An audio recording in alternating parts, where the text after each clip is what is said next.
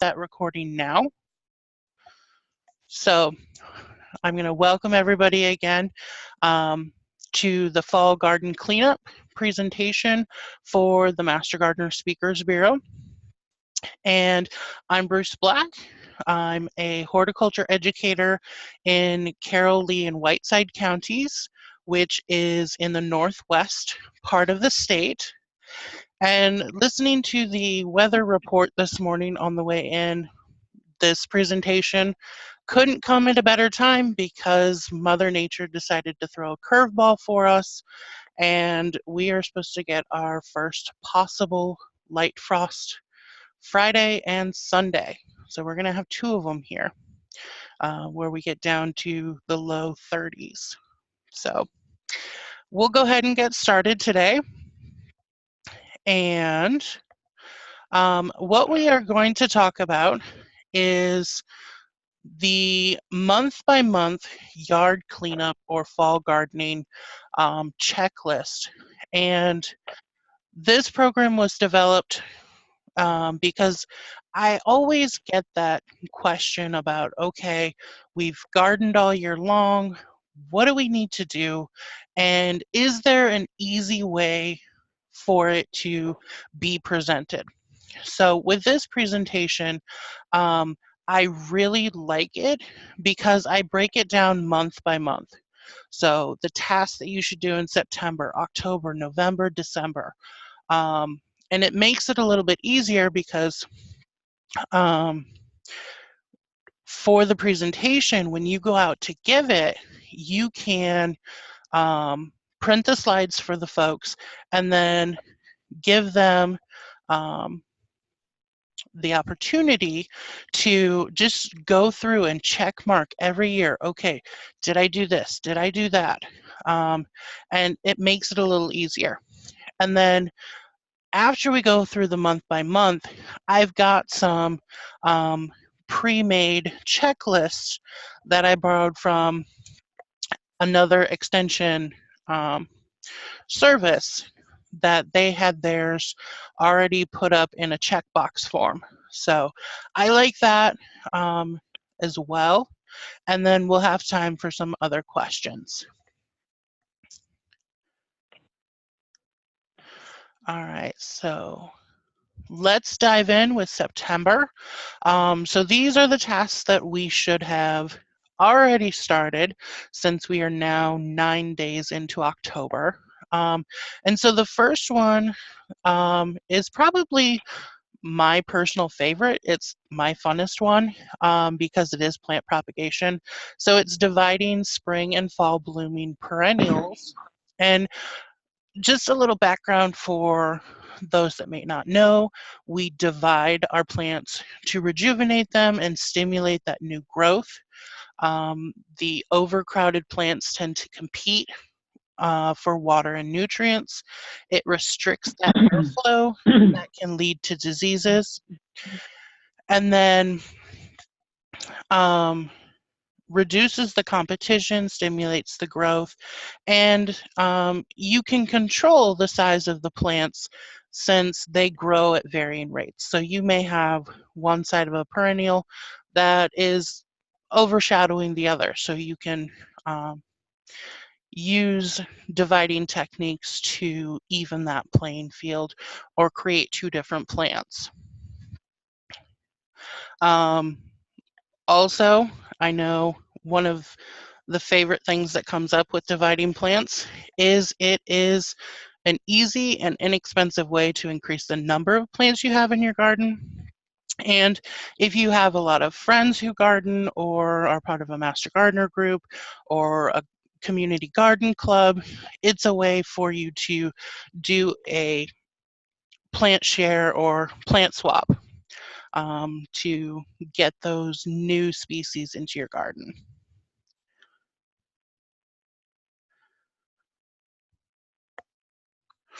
So the other thing that we want to do in September is plant our new trees and shrubs early to help them develop that good root system.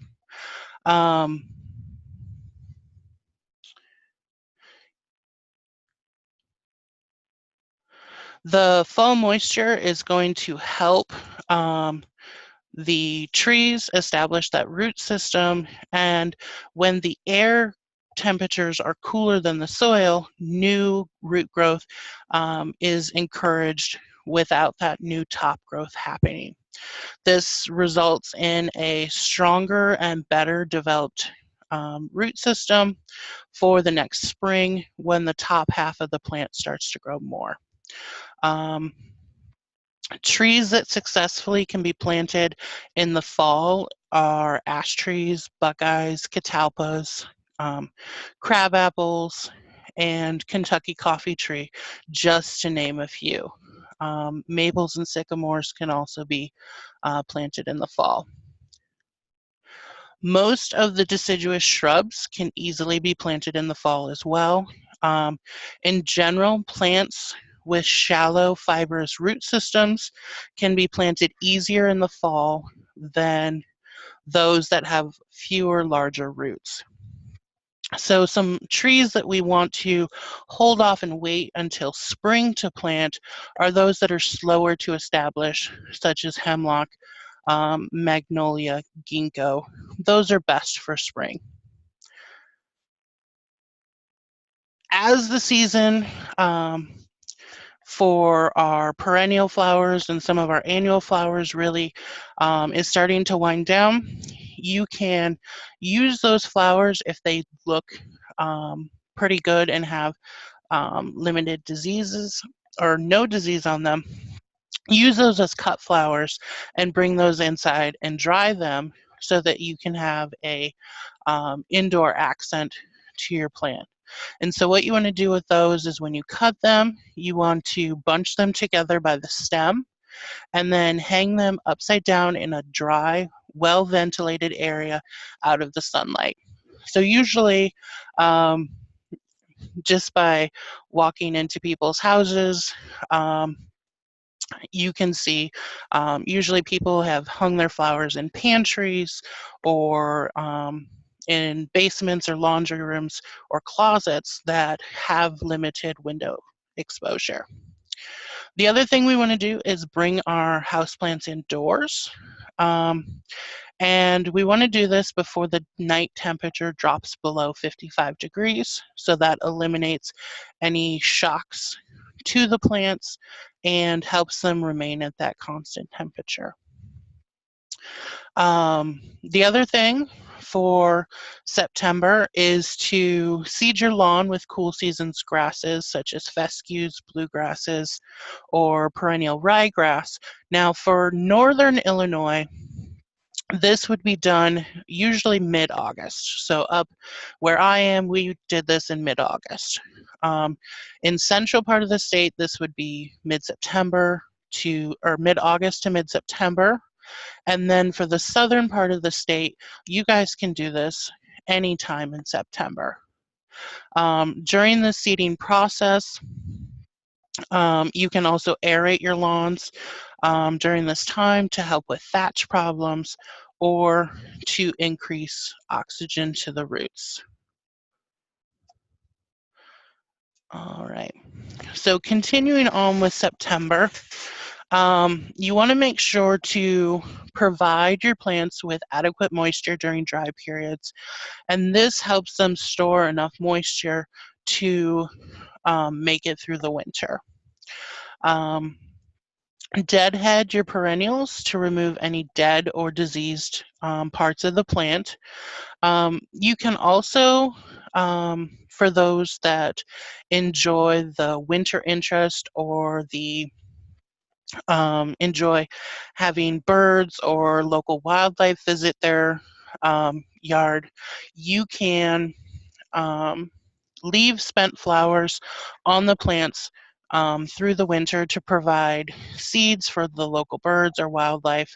I know on my way to work last month, there's a little pollinator garden in Dixon right along the river. And the squirrels and goldfinches were just absolutely loving the the seeds off of the purple coneflowers and the asters that were in that garden. So it was a nice place to just stop on my way to work or on my way home from work to take in that view. So some examples, I gave a couple. Black-eyed Susan and sunflowers would also be on that list. You want to leave your rose blossoms on your rose shrubs, and this helps encourage dormancy as temperatures start to wind down, and the reduction in sunlight for the end of that fall season. So that just helps encourage dormancy. And then I know many people have done this already, planting their spring flowering bulbs, such as daffodils, tulips, bluebells, hyacinths, and lilies. And many of you probably went to the Master Gardener Conference, and Martha Smith gave an excellent presentation on this about flowering bulbs. And so that was kind of that, hey, this is the time to do that in September. So we've got a picture here. This picture is some students at Iowa State when I was a TA there. And so what they're doing is, you can see there's some red chalked areas out, and these are different colored lily bulbs, or no, they were tulip bulbs that were being planted in September for the Tulip Fest the following year. And so they were planted for different colors to make a unique design along the walkway here. And one of the things, if I would encourage you, if you are a person who does a lot of bulbs, they have these bulb pullers right here, where it's kind of like a tin can that's open on both ends, attached to a handle. And you push this down and it pulls out a core sample to the proper depth for you to put that bulb in there. And so that can help. And then also, if you want to incorporate power tools into your summer or fall gardening, or if your significant other is really enthusiastic about power tools and you want to bring them into your gardening project, they do have drill diggers for bulbs. And so it's a long attachment on there that's got kind of an auger on there. And you can use that to drill the holes really super quick, and it helps loosen that soil. So I've heard of a couple of folks that have used that as a opportunity to increase that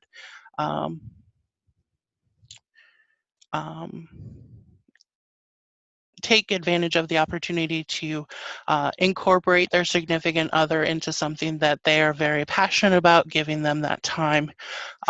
So I always find that super sweet to share gardening with those that you love. Other thing that we can do in September is to fertilize our lawn. So a helpful tip, if you only fertilize your lawn once a year, you want to do that about Labor Day. If you fertilize your lawn twice a year, you want to do that on Labor Day and Mother's Day. And then if you are fertilizing your lawn 3 times a year, you want to do that on Labor Day, Halloween, and then Mother's Day. And so the general rule is to apply about 3 pounds of nitrogen per 1,000 square feet of yard, and that's over the course of the year. So if you fertilize once, you're going to apply the whole 3 pounds at one time, But if you are fertilizing 3 times per year, so Labor Day, Mother's Day, and Halloween, you'll split that up to apply 1 pound of nitrogen per 1,000 square foot during those applications. And then just a comment that I seen in the chat box, to be careful with the drill bit auger. If it tangles in the roots, it can jerk the drill down right out of your hands, so be very careful. And I agree with you, Larry. I had that happen once or twice, and it scared me a little bit. So just be careful when you incorporate those power tools to any gardening project. All right, so let's move on to October, and because these are the things that we can be doing now in our gardens. And so we want to protect our tender plants and annuals from the light frost. So for those of you up around the Caroline and Whiteside counties, this is what we're going to be doing this weekend. And you can protect them from those light frosts by using sheets, plastic, or newspaper on the nights when frost is predicted. We want to also wait until spring to fertilize our evergreens. And usually, if you had a soil test done and it indicates a nutrient deficiency, you'll fertilize your trees or shrubs once growth begins in the spring for your evergreens. If you fertilize in the before the winter, it's going to cause the evergreen to not go into dormancy as much and be more applicable to have that winter injury that we've seen.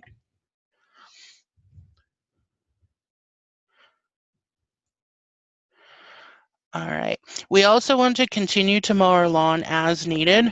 And I know from being up in our area, everybody was mowing the lawn yesterday because there was a stop in the rain and we were able to get out there and mow. So you want to keep it at about the 2 to 3 inch height that you've been doing all year. And this isn't the time to change up your mower height. You want to keep it at about the same mower height that you've been doing all year long, just to continue that normal growth pattern going into dormancy. So after your first frost, you'll lift tender perennials out of the ground for storage indoors. And so couple of examples of plants that you want to do that with are the dahlias, calla lilies, cannas, and some of your begonias. And you'll do this as their foliage starts to yellow after that first frost.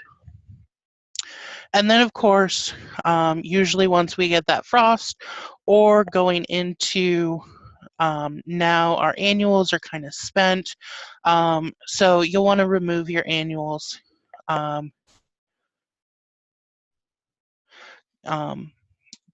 as they start to look terrible. You can discard the tops and store tender perennials indoors. You also want to remove any faded flowers, cut back any perennials during this time. You can add any of the plant debris to your compost pile. Just be sure to check for any signs of disease when you put it in there.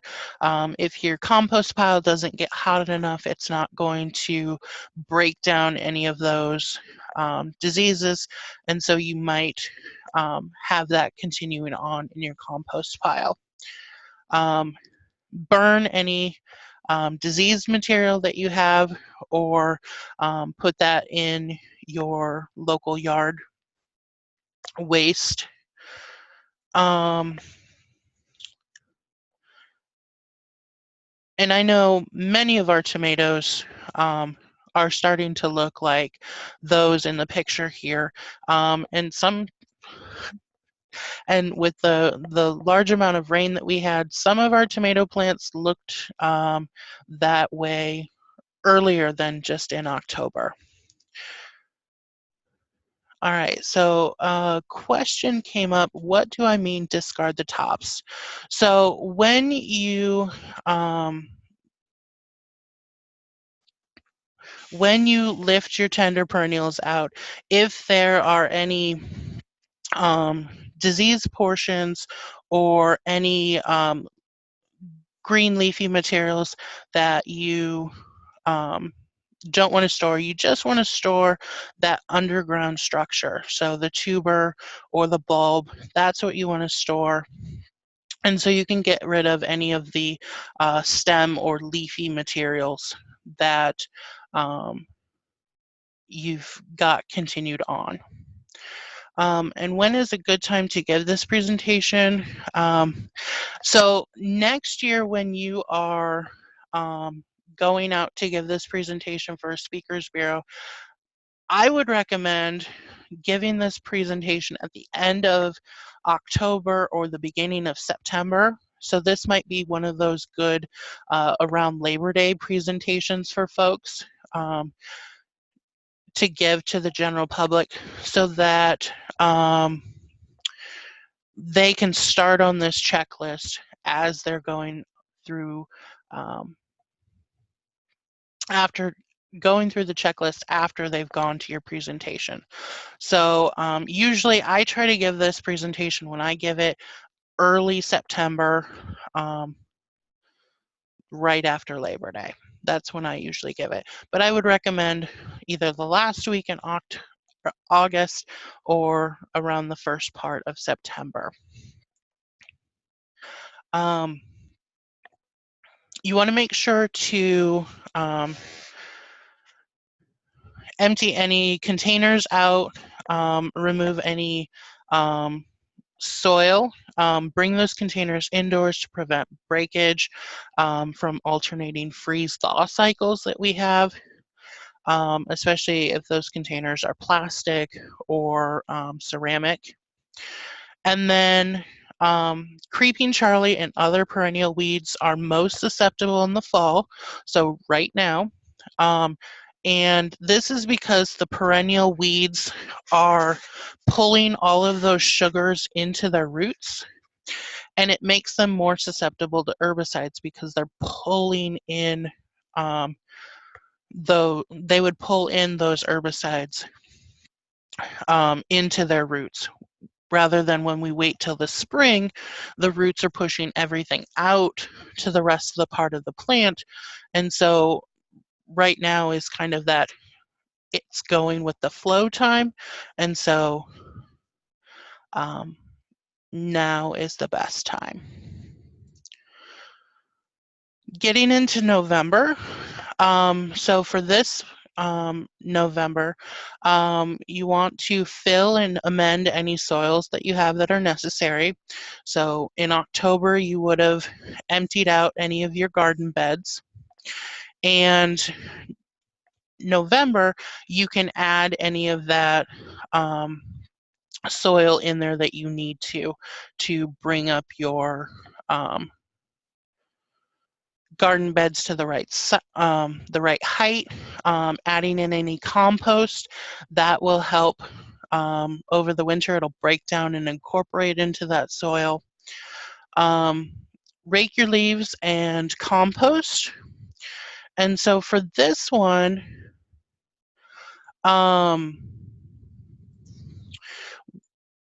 when you're doing your fall cleanup, you want to leave an area in your lawn or your landscape that's going to be undisturbed. So one that's not cleaned up or not raked. And this is simply to provide an area in your yard for pollinators to overwinter. This can also provide some winter interest to your landscape. So if you have any perennial grasses, you can let those stand and they'll catch the leaves and help insulate the crown of that plant. And by doing this, you're leaving that area undisturbed for those pollinators to overwinter. And then you can leave this area as long as possible in the spring, usually till about when you plant tomatoes in March, depending on where you're at. And this helps those pollinators make it through for next year. You also want to cut back any perennials to the ground, and usually we do this after after a few hard freezes. I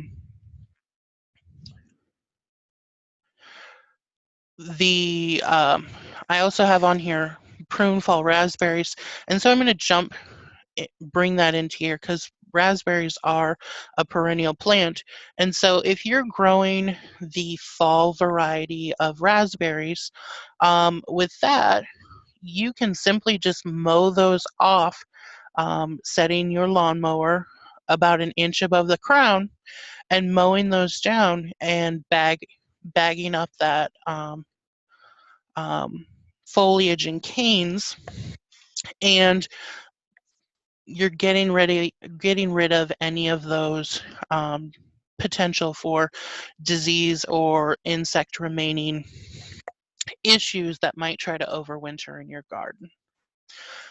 You also, after you cut back your perennials, you want to mulch them with straw or leaves, as well as mulching your roses.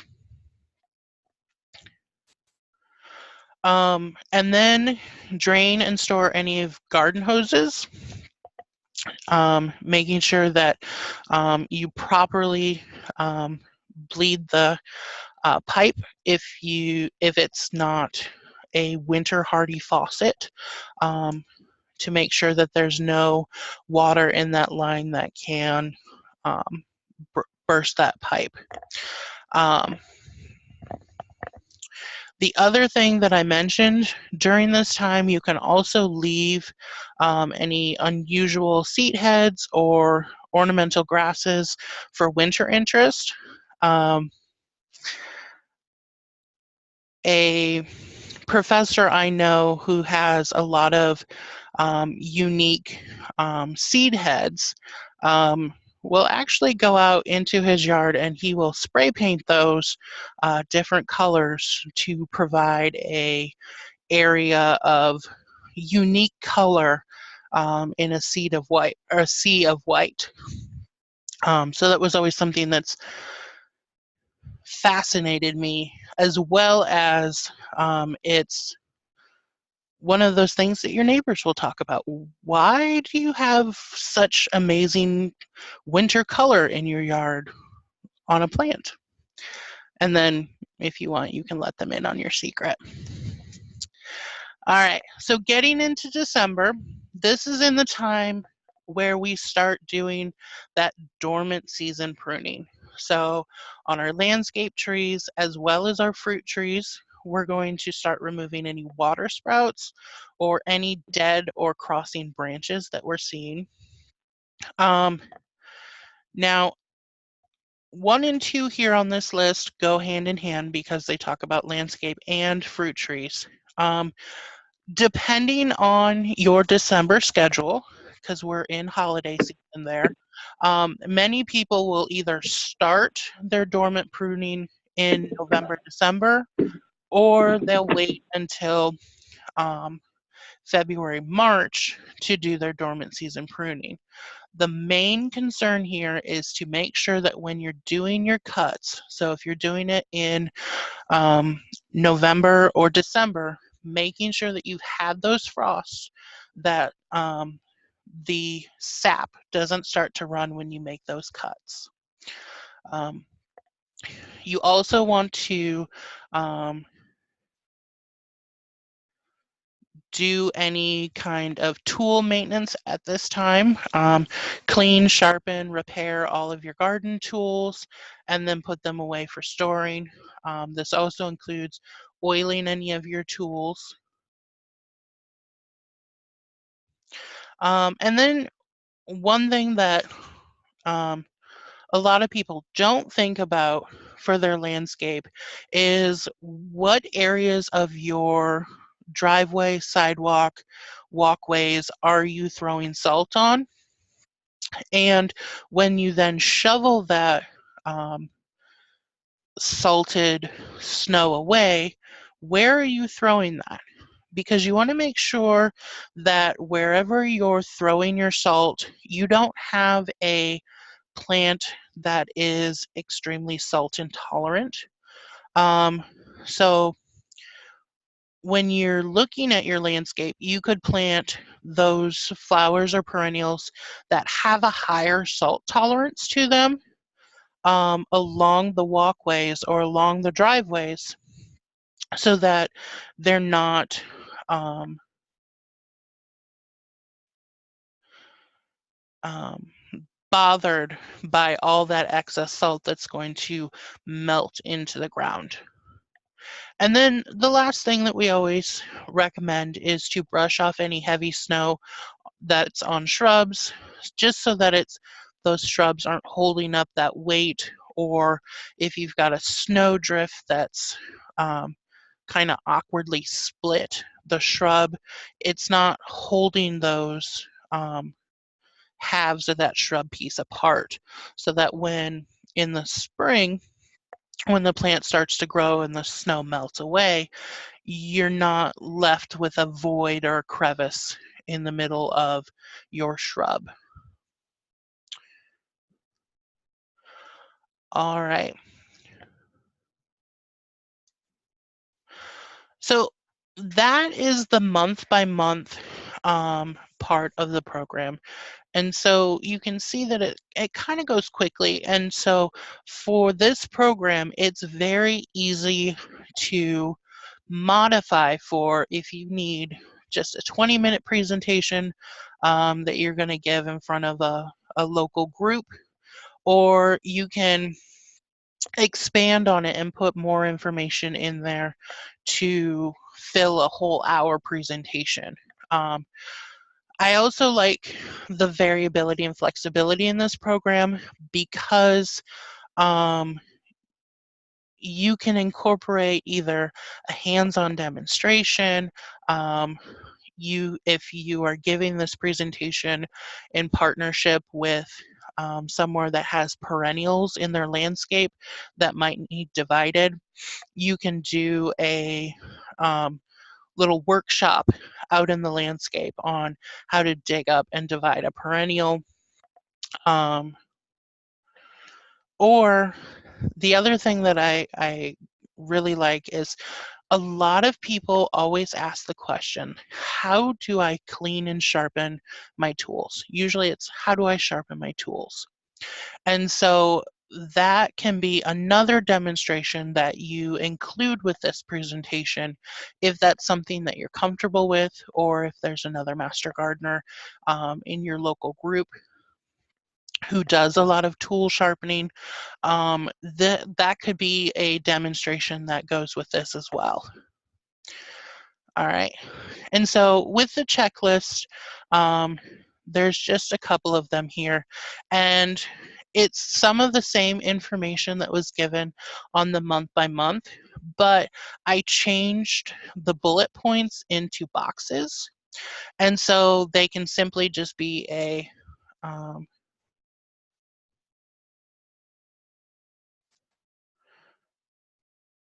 let me change my color here.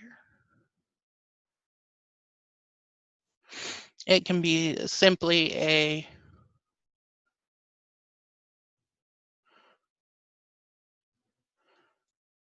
check off or X off once you've done these things in your yard.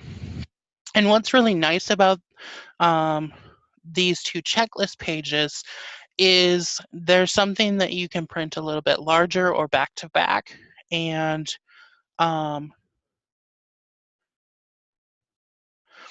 then they can take them home, make copies of them, and have these in that yearly maintenance binder that I'm pretty sure all of us have, right? So that we know those tasks that we can then do.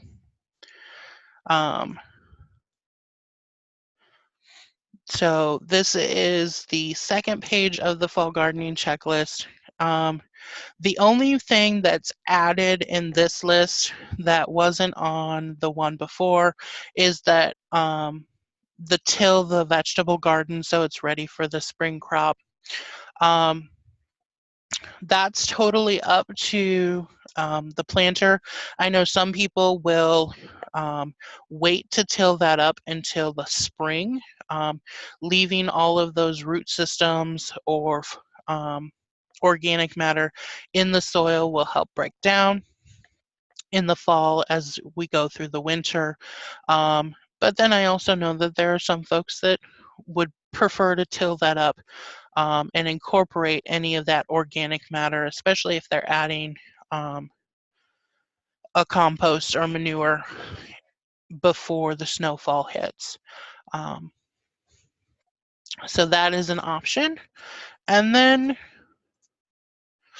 so this, like I said, is a very quick presentation. I think I went through it here in about a half an hour. And so I always hate looking at this photo, but it's very beautiful of all that ice covering a evergreen tree or a pine tree. Because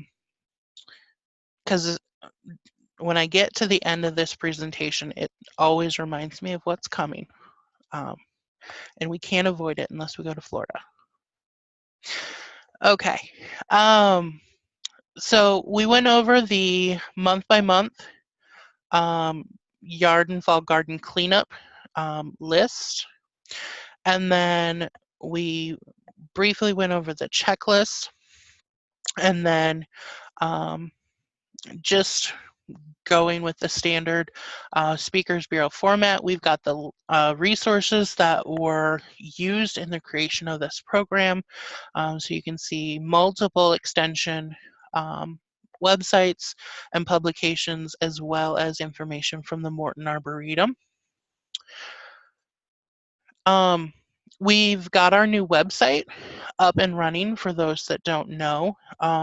So you can go to the same extension.illinois.edu, and that'll bring you up to the homepage for the state Illinois extension website. And when you get to that website, you can click on our programs or type in the full URL that we've got here, or come up here to our programs. And then clicking on horticulture will take you to all the core programs in horticulture that we have going on in the state right now. The other thing with the presentation is you can insert your county or your unit's help desk or hotline information onto the slide so that when you print these handouts out for your participants, they've got that information with them. And so if they've got a question, then they can give your local office a call. For those that don't know who I am, that's a picture of me and my contact information. So if you're prepping for this presentation or you're reviewing the materials and you've got a question or need help coming up with an activity, or your local educator, you and them need some help, give me a call, email me, happy to help.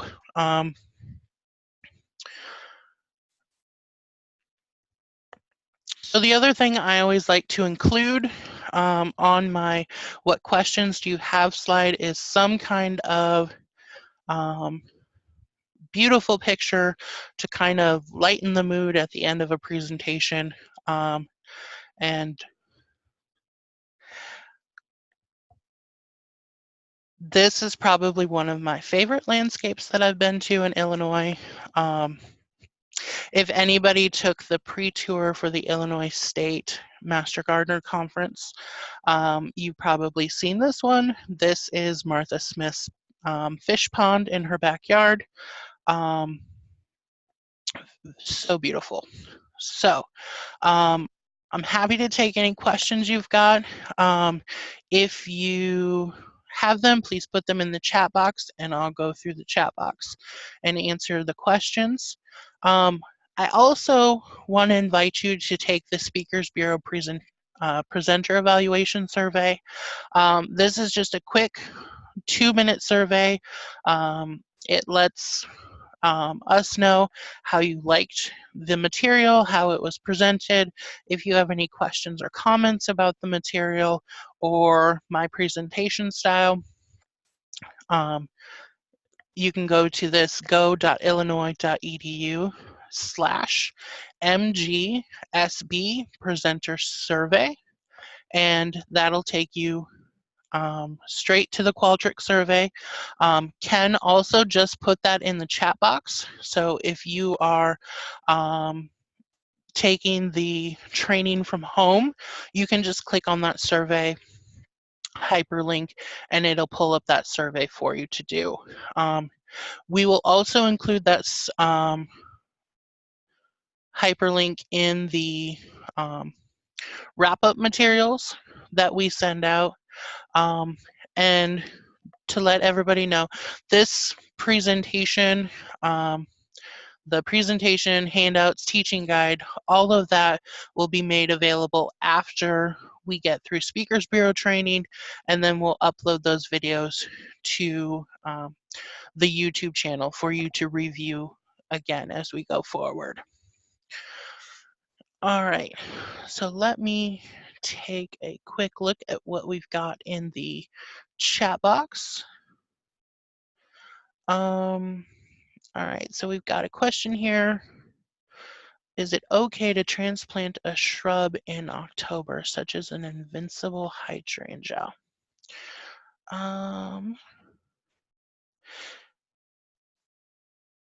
Let me just double check that one, because I'm not familiar with the invincible hydrangea.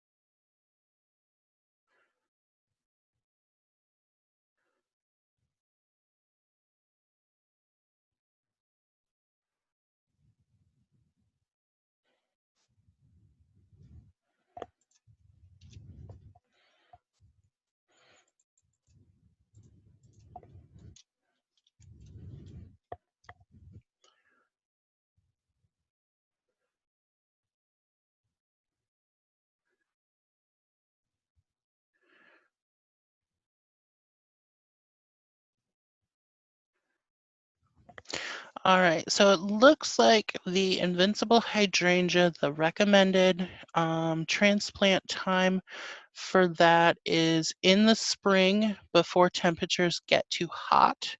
So usually before those June temperatures that we get. You can also do it in early autumn. I would say October might be pushing it too close to the winter season for when to transplant it.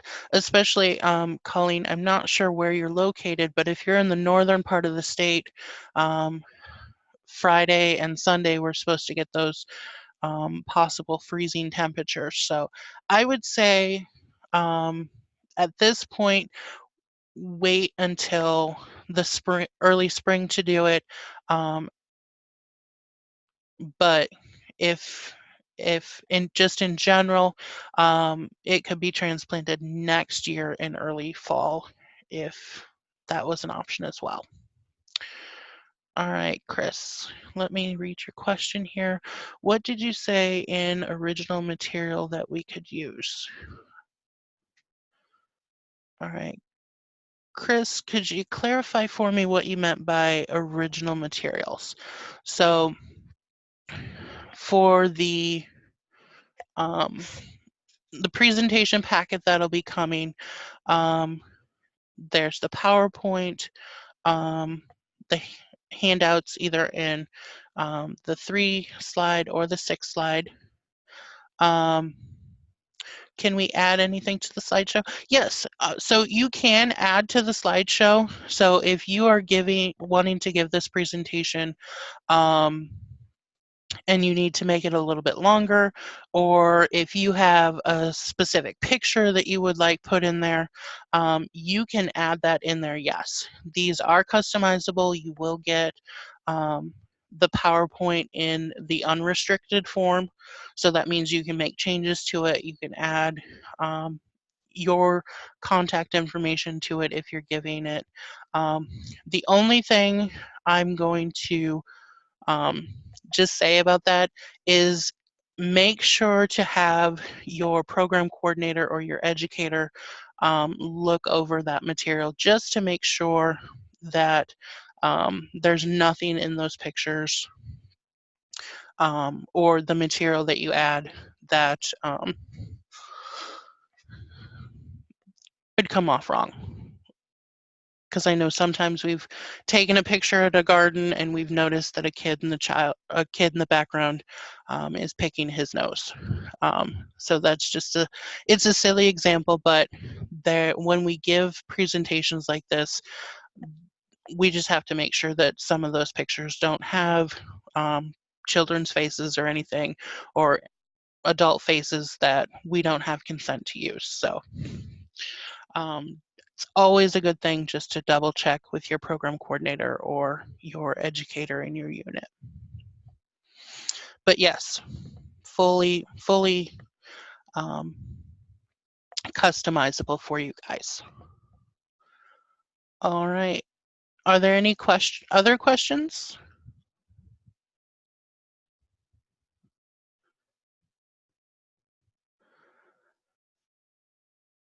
All right. Ken, do we have any announcements? Nope, I don't think so. Okay. Then I thank you all for joining us for today's Speakers Bureau training, and we'll look forward to. Oh, we do have a question. How soon will the presentation or the PowerPoint of this presentation be available? So this presentation will be made available at the end of training. And so training ends for us the week of Halloween. So we're going to shoot for having that out, having the materials available for you guys the first week in November.